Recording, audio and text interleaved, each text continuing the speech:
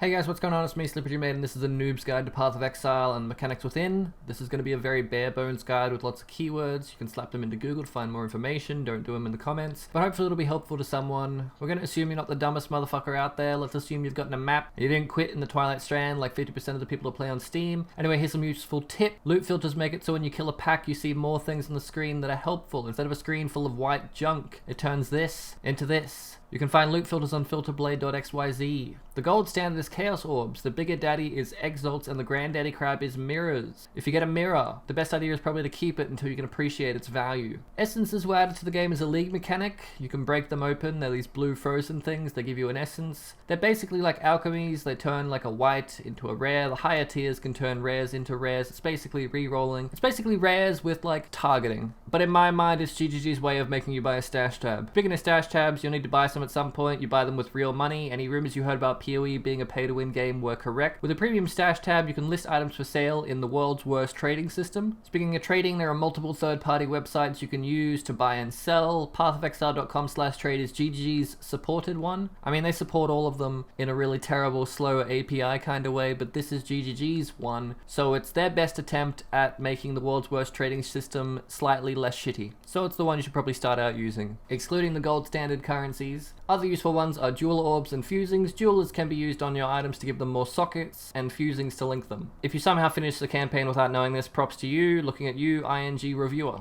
Divination Cards also count as currency. They're basically the only way to target farm specific things in the game. If you've ever gotten a Calms from a chest or an Exalted from a barrel, I'm sorry to say, but that's RNG. But if you want to specifically farm a Calms or specifically farm an Exalted, good news, there's zones or maps that drop specific divination cards. You can look them all up online and farm that specific map or zone and get a div set of what you want. You can then hand in your divination set to Tasuni in Act 4, or you can invite Navali to your hideout and do it there. Speaking of Navali, she was added to the game in Prophecy League. If you happen to find a silver coin in your travels, you can trade them into her in exchange for a prophecy. Prophecies are basically side quests with specific outcomes, some of them more valuable than others. All of them can be sealed and traded to other players, assuming you have enough silver coins. Check out Poe Ninja, that's PoE.Ninja, for the latest prophecy prices, or prices of basically anything tradable. There are a lot of vendor recipes in the game. Vendor recipes are available by trading certain items with NPCs. The most popular recipe among new players is the Chaos recipe. Just farm the Blood Aqueduct, get a full rare gear set, make sure it's un-ID'd. You can hand it in ID'd if you want, but un-ID'd gets you more Chaos. Anyway, you trade it all into the NPC and you get a couple Chaos back. Towards the endgame, however, most players stop doing the Chaos recipe and instead focus on the Jeweler recipe, where you obtain 7 Jeweler Orbs for selling a 6-socketed item. Before you get to the endgame, however, I hope you journeyed through the Labyrinth. Completing the Labyrinth will allow you to select a subclass with probably powerful benefits, along with an RNG crapshoot at an enchant and an RNG chest with nothing in them. I'm not going to go into the endgame for the Atlas. It's new content. Everyone's figured it out for the first time, and if you want some sort of guide to that, I'm pretty sure there's like at least 100 that exist by now. But if you did get to the endgame, that's like the first 10% of the game complete. Congratulations. Here's to the other 90, except the other 90 takes so much longer. We're now going to talk about expansion content, which has been added to the core game. These were all leagues at some point, but they've been toned down and implemented into the core game. This is the main reason I wanted to make this video. New players come into the game don't really get the best explanation of what these mechanics are. Metamorph is the current league, therefore you're experiencing it most often. You kill mobs who drop organs, you use those organs in a big green thing to spawn a mega boss who drops all the loot. Not really much to explain here. If you fill the big bar, you get another organ drop. These are tradable, and once you get one of every organ, you use the big green thing at Tane's house to make another Metamorph, which then again, once you kill it, gives you more loot. The amount of loot you get is proportional to the difficulty of your boss. Do my best to do this without stuttering, but I do stutter a lot. I try to edit it out, but no guarantees. Legions are the...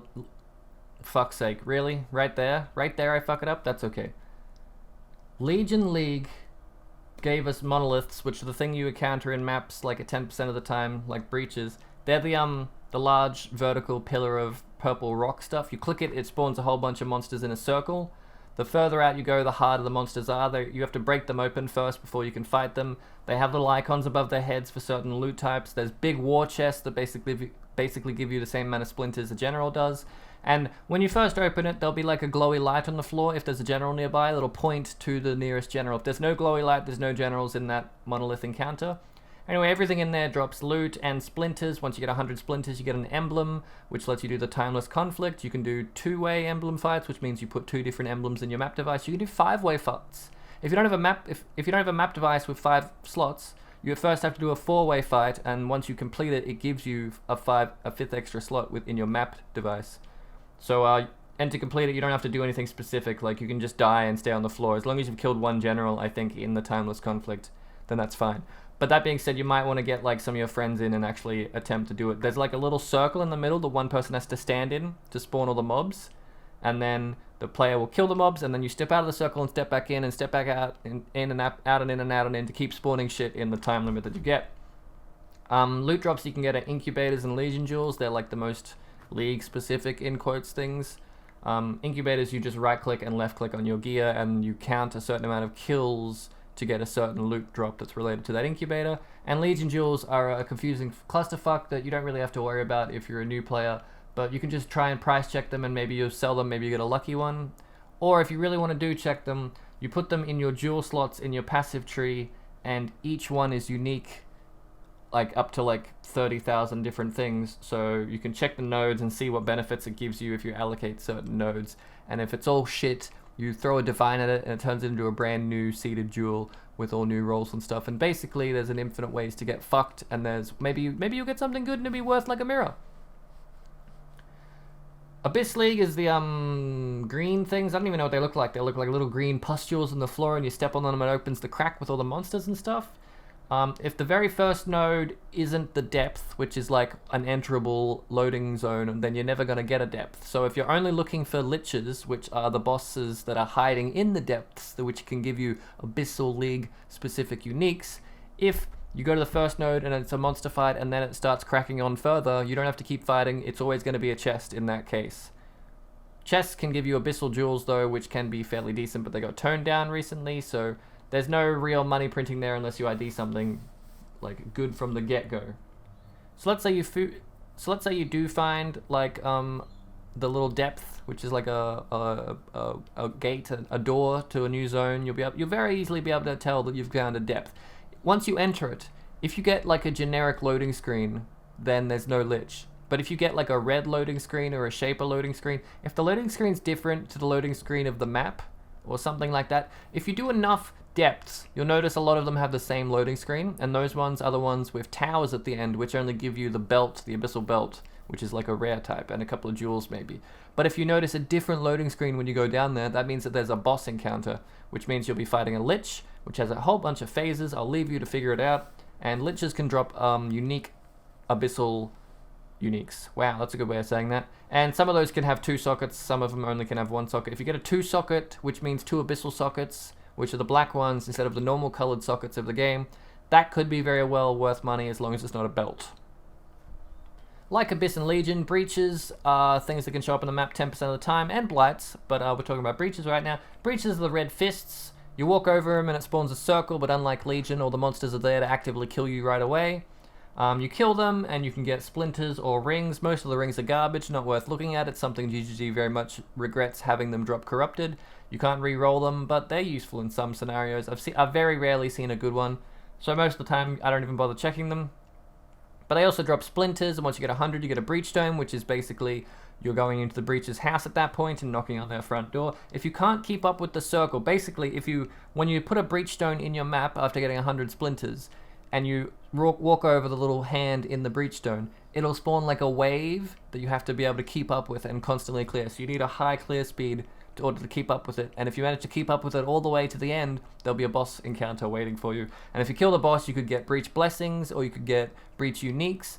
Breach uniques can be worth money, like check Pro Ninja, as mentioned previously, to see whether they're worth money, and they can all have like upgraded versions, so check the Wikipedia or just find generically breach upgrades into Google or something and see which one's worth more. And if you get a blessing, you can use the blessing on the item to upgrade it to its higher tier. Sometimes it's worth more as a lower tier, sometimes it's worth more as a higher tier, sometimes it's worth to buy the low tier and the blessing off the trade site, upgrade it to a higher tier, and somehow that sells for more money because people are lazy or they just don't know to do that.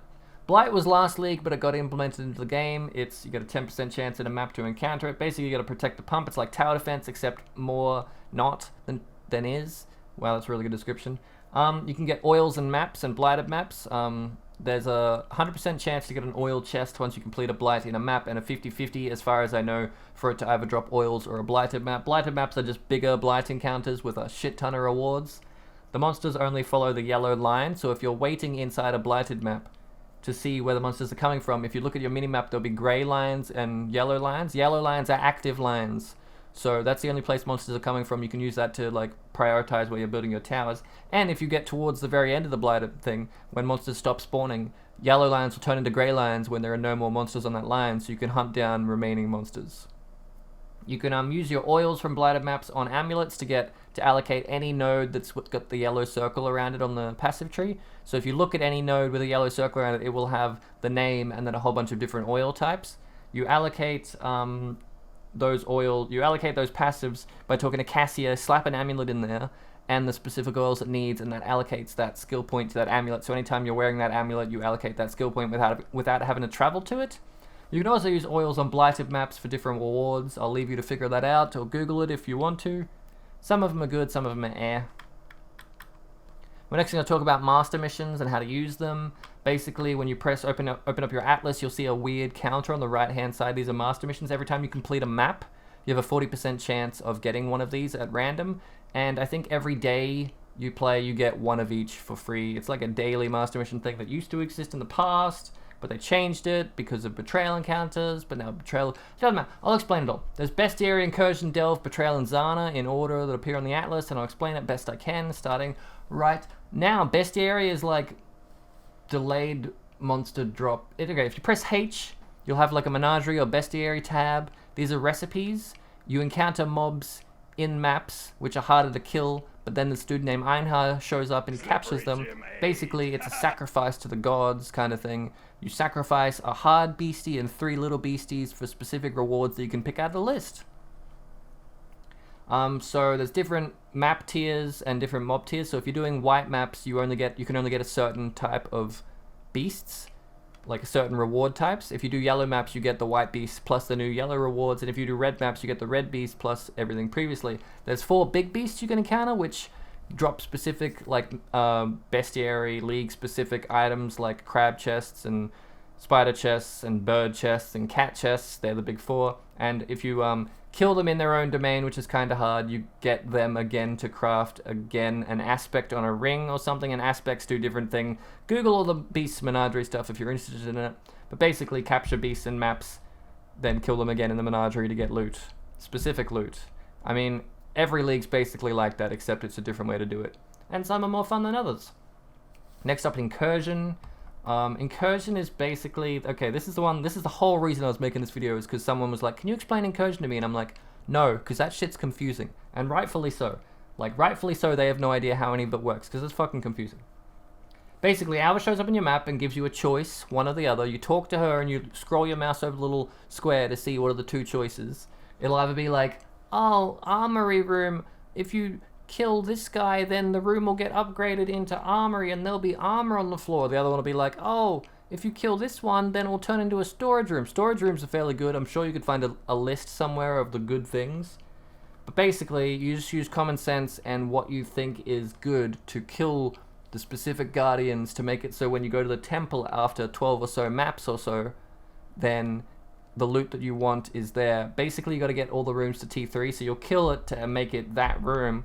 And then anytime in the future you encounter that specific Alva, unless you've done a temple, it'll be like, upgrade me to level 2, upgrade me to level 3. And something else you have to watch out for when you're in there, instead of just killing the architects, you also have to get green little quest items, and they open the doors, so you have to link all the rooms up to get to the top of the temple. So what I like doing is kill the guy I want, know which door I have to open, go to that door last, kill every other monster in there, so by the time you get to the door that you want to open, you'll have a key, because it's guaranteed to drop a key. If you kill every mob, you're guaranteed to get 1 key. If you have Quant, which doesn't really matter, you can get more keys, because keys are currency drops and Quant gives you more currency. Don't worry about that for now, it's far too confusing if you don't know about it. Basically, open all the doors. You want to open all the doors that are towards the top of the map, because no matter what, if you're doing that, eventually you'll connect the boss room to the entrance through the doorways. So if you just open willy-nilly, you might not get to the boss, and the boss is typically the most important thing. It drops Alva Incursion League specifics, and also can drop these little essence things that can be worth a whole bunch, and they drop like temple specifics, which my mate Clicky got a temple specific drop, and it basically was a mirror item, which is an item that is rare and so good that people are willing to spend the equivalent of 150 exalts, 190 exalts to copy a version of it so they can use it on their character. So they're not even buying the original item, they're making copies that they can use, which are like lesser versions. I mean, they're the same version, but you can't really modify them. So they're lesser versions in quotes. Basically, he can drop really good shit. So check out all the shitty drops and see if you get anything good. And if you don't know what's good, just join a random streamer and go, hey, this is good. Most of them will tell you to fuck off, but maybe you'll find someone nice and they'll actually help you. Delve are the little yellow pustules you see in maps or like zones. You click them and you get a little bar that fills up with sulfite. If your bar's full, go to your delve. Talk to Nico in like Act 4 if you haven't got a delve yet. It's one of the little icons once you click on a waypoint. Pretty much Nico will explain everything about delving. He's got a little quest line. Basically, you dig deeper and upgrade your shit. It's like a ramp game or a incremental game. It's not an incremental game. It's like a ramp game. The deeper you go, the more azurite you get, which is the blue stuff, and the more azurite you get, the more you can upgrade your sulfite capacity, which means you can do more maps before having to go back into delve. You upgrade your resistances, all that stuff. The only real thing to explain about delves is the more you stray off the path, the more lucrative the rewards get. So to do that, you'll need flares and resistance to darkness. Basically, you'll want to check your minimap when you're running around, and there'll be like these little wall icons. And if you throw dynamite at a wall, typically there's good loot behind it. In shallow depths, not so much, because someone abused shallow depth farming and movement speed and made it really bad. But deeper down, after like depth 60 or 90 or so, if you break open a wall, there's typically good stuff behind it. And also, if you check your delve map, sometimes there's nodes that aren't even connected to doors. And there's they're basically hidden rooms, I guess. I have a guide on it, and I don't really want to explain it again because I never really explained it well in the first place. But Ziggy D has a better version of a guide for that. You can go find him on YouTube. He's got a bunch of noob-friendly stuff. He might even have a video like this, and it's better than mine. Who knows? Haven't checked. Too lazy. I'm gonna pause and have a break because the next up is Betrayal content, and it's just a clusterfuck, and I don't know what I'm gonna say. Oh, I'm back from my break and I still don't know how the fuck to explain Betrayal content. Basically, type in Betrayal cheat sheet and then the version of the game that it currently is. For me, it's 3.9, and you'll get like a little image. Google Images, you get a little image. These are like the rewards you get for getting the certain people from Betrayal encounters into certain areas, like transportation, fortification, research, and intervention. Level 1, 2, or 3, you get these certain rewards. Good luck. That's all I can say is good luck, and also get some chaos resistance because those guys will snipe you in maps. They're terrifying. Once you do enough things and get enough intel, you can do a safe house, which basically means whoever's in the leadership position gives you 2 identical rewards from that sheet according to where they are and what rank they are. So get the people you want to get into leadership, then do the safe house, and you'll get 2 of whatever tier reward that is. And if you do enough, you get like the big bad boy. I don't know what it's called, like a Katarina safe house. She's a big bad boss, and it's a big bad boss fight, and you can get items that might be worth like an exalt, and might not be. But basically, if you clear the big bad one, the loot, the reward at the end is everything you've got so far in your safe house. So all the leaders, all their shit. It's like just doing 4 safe houses at once, basically, in rewards. Most people towards the end game don't really do the big bad safe house because it's more efficient. It's quicker to do things individually, safe houses, than it is to do the big bad one. But if you've never done the big bad one, maybe it's worth giving it a shot. Lastly, we got Zana. Zana's a master as well. She wasn't an expansion or a league mechanic. She might be in the future because she might be slightly evil, but we don't really know yet. Basically, a Zana mission inside a map, she just goes, hey, I've got another map for you. And it's a map within a map, and you can click on each of the individual maps she shows you, and there'll be different choices. I like to do ones that say unique, like strongbox, because unique strongboxes can have cool mechanics.